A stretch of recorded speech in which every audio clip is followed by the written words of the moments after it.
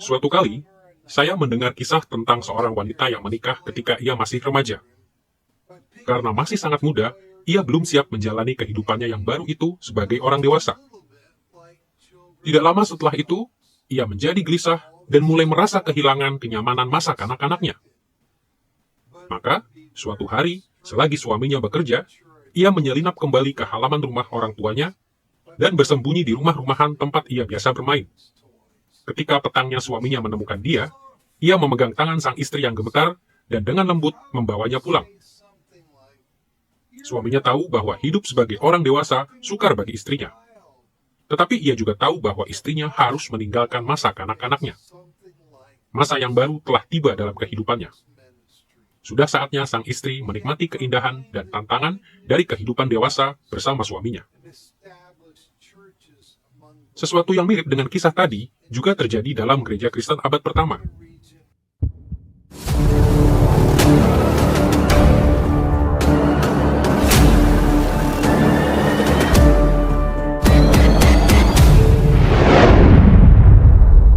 Orang Kristen mula-mula kebanyakan adalah orang Yahudi yang telah dididik di bawah bimbingan adat istiadat agamawi dan hukum-hukum Yudaisme. Tetapi ketika orang-orang Yahudi ini mulai mengikut Kristus, relasi mereka dengan Allah berubah. Mereka mencapai tingkat kedewasaan rohani sebab mereka telah menerima pernyataan yang lebih penuh tentang Allah dalam Kristus. Tetapi setelah beberapa saat, sebagian dari orang Kristen Yahudi dalam gereja mula-mula ini merindukan rasa aman dan keintiman dari praktek keyahudian mereka yang lama, dan mulai mencampur iman Kristen dengan unsur-unsur lama warisan mereka yang sudah ketinggalan itu, serta bersikeras bahwa orang-orang Kristen lain pun harus melakukan hal yang sama. Pelajaran kedua dalam seri Intisari Teologi Paulus ini berjudul Paulus dan Jemaat Galatia. Dalam pelajaran ini, kita akan melihat bahwa gereja-gereja Galatia telah mengalami kemunduran rohani, karena mereka menghidupkan kembali berbagai praktek Yudaisme. Kita juga akan melihat bagaimana Paulus bereaksi terhadap orang-orang Kristen yang lebih mementingkan masa lalu ini. Studi kita tentang Paulus dan Jemaat Galatia akan terbagi dalam 3 bagian. Pertama, kita akan melihat latar belakang surat Paulus kepada Jemaat Galatia. Kedua, kita akan melihat isi surat Galatia.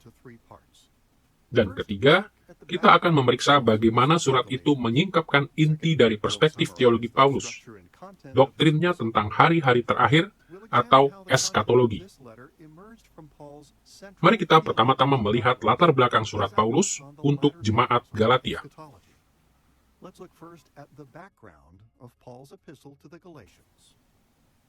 Paulus menulis semua suratnya sementara ia melakukan perjalanan dari satu tempat ke tempat lain. Jadi untuk bisa memahami hal-hal yang ia tuliskan kepada jemaat di Galatia, kita perlu menjawab beberapa pertanyaan dasar tentang situasi historis di Galatia. Kita akan mempelajari topik ini dalam 2 cara. Pertama, kita akan meninjau interaksi Paulus dengan orang Galatia dalam perjalanan misinya yang pertama. Dan kedua, kita akan melihat beberapa masalah spesifik yang mendorong Paulus untuk menulis kepada mereka. Mari kita pertama-tama melihat latar belakang perjalanan misi Paulus yang pertama. Perjalanan ini dimulai pada sekitar tahun 46 Masehi, sesudah Allah memberitahu gereja Antiokhia di Syria untuk menghususkan Paulus dan Barnabas bagi pekerjaan misi yang khusus. Paulus dan Barnabas memulai perjalanan ini dengan berlayar ke Pulau Siprus. Mulai dari kota Salamis di sebelah timur, mereka mewartakan Injil dari sinagog ke sinagog, sementara mereka bergerak ke kota Pafos di sebelah barat. Dari Siprus, Paulus dan Barnabas berlayar ke Perga. Kemudian mereka melakukan perjalanan lewat darat ke Antiokhia di wilayah Pisidia, yang pada masa itu adalah bagian dari Galatia yang merupakan provinsi dari Roma. Sesudah mendengar Paulus berkhotbah di sinagog di sana, banyak orang Yahudi memberikan respon yang positif. Tetapi 1 minggu kemudian, orang-orang Yahudi yang tidak percaya menghasut penduduk kota itu untuk melawan Paulus dan Barnabas dan mengusir mereka dari kota itu. Dari Antiokhia Pisidia, Paulus dan Barnabas bergerak maju ke timur dalam provinsi Galatia dan pertama-tama berhenti di kota Ikonium. Ketika mereka berkhotbah di sinagog di sana, banyak orang Yahudi dan orang bukan Yahudi yang menjadi percaya. Tetapi gereja itu belum memiliki landasan yang kuat, karena Paulus dan Barnabas buru-buru meninggalkan kota itu ketika orang-orang Yahudi yang tidak percaya berkomplot untuk membunuh mereka. Selanjutnya mereka berhenti di Listra, di mana Paulus berhasil memulai sebuah gereja baru. Di Listra, Paulus menyembuhkan seorang pria yang telah lumpuh sejak lahir. Tetapi ketika penduduk kota melihat mujizat tersebut, mereka mengira bahwa Paulus adalah dewa Hermes dan Barnabas adalah Zeus. Mereka berusaha memberikan persembahan kepada para misionaris itu. Tetapi Paulus dan Barnabas menjelaskan bahwa mereka hanyalah manusia biasa. Sesudah itu, sebagian orang Yahudi yang tidak percaya tiba dari Ikonium, dan mereka berhasil menghasut penduduk Listra untuk melawan Paulus dan Barnabas. Tetapi Allah menyelamatkan nyawa Paulus, dan ia dapat kembali melanjutkan perjalanannya. Paulus dan Barnabas pergi ke arah timur di Galatia, dan tiba di Derbe, di mana banyak orang percaya kepada Kristus. Di Derbe, akhirnya Paulus memiliki waktu untuk mengelola gereja dengan menetapkan para penatua. Tetapi Paulus masih sangat memikirkan orang-orang Kristen di Listra, Ikonium, dan Antiokhia Pisidia. Jadi dengan mempertaruhkan nyawanya, Paulus dan Barnabas kembali ke masing-masing kota itu. Mereka menguatkan gereja-gereja yang sedang bertumbuh itu dan menjelaskan bahwa berbagai penganiayaan yang mereka lihat terjadi pada Paulus dan Barnabas adalah jenis penganiayaan yang harus siap ditanggung oleh semua orang Kristen, sementara mereka memajukan kerajaan Allah. Dari Antiokhia Pisidia, para misionaris ini kembali ke pesisir untuk berkhotbah di kota Perga dan Atalia. Dari Atalia, mereka berlayar ke Antiokhia Syria, dan dalam kitab Galatia, Paulus merujuk ke masa ketika ia berada di Galatia. Jadi kita tahu bahwa ia menulis surat ini pada masa sesudah perjalanan misinya yang pertama. Tetapi penting kita catat bahwa surat Galatia tidak menyebutkan tentang sidang yang terkenal di Yerusalem yang dihadiri oleh para rasul dan dicatat dalam Kisah Para Rasul pasal 15 yang terjadi sesudah itu. Sidang di Yerusalem menjawab beberapa isu yang juga ditemukan dalam surat Paulus untuk jemaat Galatia. Dan Paulus pasti akan naik banding ke sidang ini untuk mendukung pandangannya jika sidang itu telah berlangsung pada saat ia menulis surat Galatia. Jadi agaknya, ia menulis surat Galatia pada tahun 48 Masehi, sekitar setahun sesudah ia meninggalkan Galatia, tetapi sebelum sidang Yerusalem diadakan. Sesudah kita melihat hubungan kitab Galatia dengan perjalanan misi Paulus yang pertama, kita harus melihat masalah spesifik di Galatia yang menjadi perhatian Paulus. Bagaimanakah kondisi gereja-gereja di Galatia? Apa yang telah terjadi di gereja tersebut yang mendesak Paulus untuk menulis kepada mereka? Kita akan memeriksa dua hal.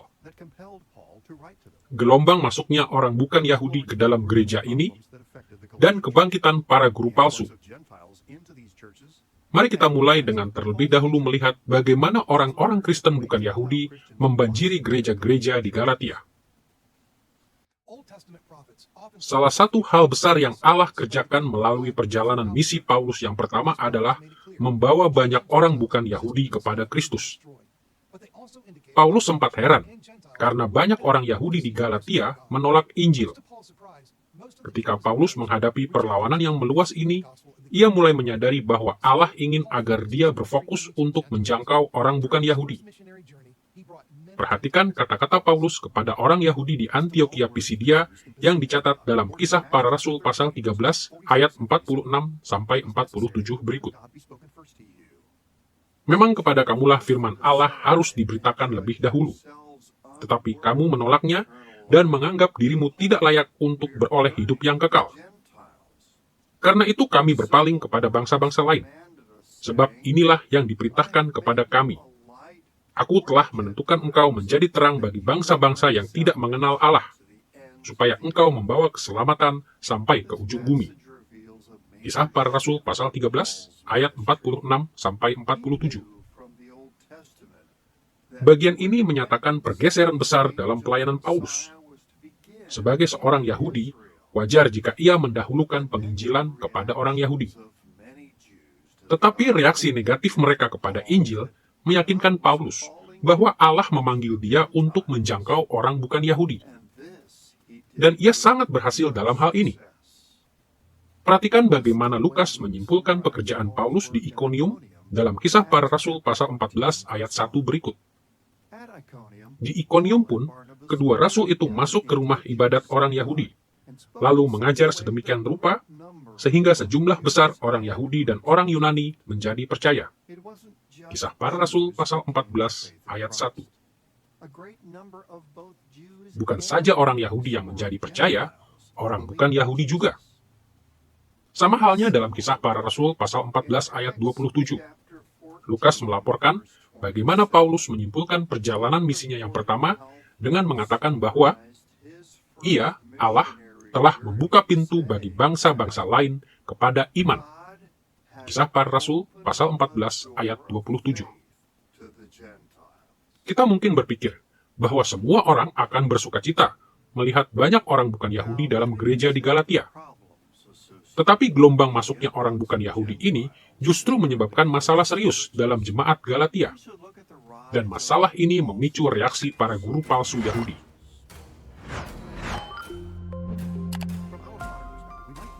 Sampai perjalanan misi Paulus yang pertama, gereja Kristen terutama beranggotakan orang Yahudi. Gereja mula-mula dimulai di Yerusalem, dan gereja tersebut telah memegang teguh jati diri Yahudi. Oleh sebab itu, gelombang masuknya orang bukan Yahudi telah menyebabkan segala macam masalah teologis dan praktis. Haruskah orang-orang bukan Yahudi ini mengadopsi tradisi Yahudi? Haruskah mereka melakukan hukum Musa sebagaimana yang dituntut bagi orang percaya Perjanjian Lama? Pertanyaan-pertanyaan semacam ini menyebabkan bangkitnya para guru palsu di Galatia. Mereka menemukan cara mereka sendiri untuk menangani orang bukan Yahudi dalam gereja dengan bersikeras bahwa orang bukan Yahudi harus disunat. Selama perjalanan misinya, Paulus tidak menyunat orang percaya bukan Yahudi. Tetapi ketika ia tidak hadir, para guru palsu itu mengajarkan yang sebaliknya. Paulus tahu bahwa Allah telah menetapkan sunat untuk orang Israel, dan ia tidak menentang sunat itu sendiri. Tetapi di Galatia, sunat untuk orang bukan Yahudi telah menjadi masalah serius yang tidak dapat Paulus abaikan. Itu merupakan penyelewengan serius terhadap inti Injil Kristen. Kita akan menyentuh 3 hal yang menjelaskan kepercayaan Paulus bahwa mewajibkan sunat untuk orang Kristen bukan Yahudi mencerminkan pengertian yang sangat keliru tentang iman Kristen. Pertama, karena itu berarti menyangkal kecukupan dari kematian dan kebangkitan Kristus bagi keselamatan. Kedua, karena hal itu menyatakan bahwa mereka secara keliru mengandalkan kuasa daging. Dan ketiga, karena hal itu menyebabkan perpecahan dalam gereja-gereja di Galatia. Mari kita mulai dengan melihat bagaimana para guru palsu itu menyangkali kecukupan dari kematian dan kebangkitan Kristus untuk keselamatan. Dari kitab Galatia, kita bisa menduga bahwa para guru palsu di Galatia memandang sunat sebagai korban darah yang memampukan orang percaya untuk hidup dalam cara yang memperkenan Allah. Menurut pandangan mereka, orang Kristen harus menambahkan sunat kepada karya penyelamatan Kristus. Tetapi dari perspektif Paulus, kepercayaan itu mengurangi arti dan nilai sejati dari kematian Kristus. Itu sebabnya Paulus menulis dalam Galatia pasal 5 ayat 2, "Sesungguhnya aku, Paulus, berkata kepadamu, jikalau kamu menyunatkan dirimu, Kristus sama sekali tidak akan berguna bagimu." Galatia pasal 5 ayat 2. Di samping menyangkali kecukupan karya penyelamatan Kristus, para guru palsu di Galatia menantang Injil Paulus dengan mengajarkan bahwa orang percaya harus mengandalkan daging untuk menyempurnakan keselamatan mereka. Paulus dengan jelas merujuk ke masalah ini dalam Galatia pasal 3 ayat 3, di mana dengan nada mengejek ia bertanya, Adakah kamu sebodoh itu? Kamu telah mulai dengan roh. Maukah kamu sekarang mengakhirinya di dalam daging? Galatia pasal 3 ayat 3. Istilah Yunani yang berarti usaha manusia adalah sarx, yang sering diterjemahkan daging. Secara khusus, Paulus memakai istilah daging atau sarx untuk merujuk kepada kuasa manusia semata, dan seringkali dengan konotasi cara-cara manusia yang berdosa. Jadi memang tepat jika diterjemahkan sebagai usaha manusia. Ketika Paulus pertama kali melayani di Galatia, khotbahnya disertai dengan demonstrasi dramatis kuasa roh. Orang Galatia telah memulai kehidupan Kristen mereka dalam kuasa roh. Tetapi kini, dengan berpaling kepada sunat, mereka mulai mengandalkan kemampuan manusiawi mereka untuk hidup dengan cara yang menyukakan Allah. Ironisnya, mengandalkan kemampuan manusia sesungguhnya membuat mereka mengalami ketidakmampuan dan kegagalan. Para guru palsu tidak hanya menyangkali nilai dari karya Kristus dan pentingnya Roh Kudus, tetapi yang juga membuat Paulus sangat bersusah hati adalah mereka telah menimbulkan perpecahan di dalam gereja. Sebagaimana yang Paulus jelaskan dalam Galatia pasal 6 ayat 15-16 berikut. Sebab bersunat atau tidak bersunat tidak ada artinya, tetapi menjadi ciptaan baru, itulah yang ada artinya. Dan semua orang yang memberi dirinya dipimpin oleh patokan ini, turunlah kiranya damai sejahtera dan rahmat atas mereka dan atas Israel milik Allah. Galatia pasal 6 ayat 15-16. Di dalam Kristus, pemisahan antara orang Yahudi dan orang bukan Yahudi telah dihapuskan. Tidak adanya kesatuan dalam gereja-gereja di Galatia sangat menyusahkan Paulus. Pertikaian dan perpecahan di antara umat Allah mutlak bertentangan dengan apa yang telah Kristus lakukan dan melawan ideal yang harus diperjuangkan oleh gereja. Tetapi para guru palsu mengikuti ajaran perjanjian lama bahwa sunat adalah keharusan untuk penerimaan penuh sebagai umat Allah. Bagi banyak orang dalam gereja, khususnya orang Kristen Yahudi, adalah wajar untuk berpikir bahwa siapapun yang menolak sunat hanya bisa menjadi orang Kristen kelas 2. Tidak heran jika kemudian muncul perpecahan di antara orang-orang Kristen yang bersunat dan yang tidak bersunat. Jadi kita melihat bahwa para guru palsu telah membawa berbagai masalah serius ke gereja Galatia. Dan sesudah mendengar apa yang dilakukan oleh para guru palsu itu, Paulus tidak bisa tinggal diam. Jemaat Galatia adalah anak rohaninya. Mereka adalah jemaat yang dikasihinya. Maka ia menulis suratnya untuk membebaskan baik orang percaya Yahudi maupun orang percaya bukan Yahudi dari pandangan destruktif para guru palsu tersebut.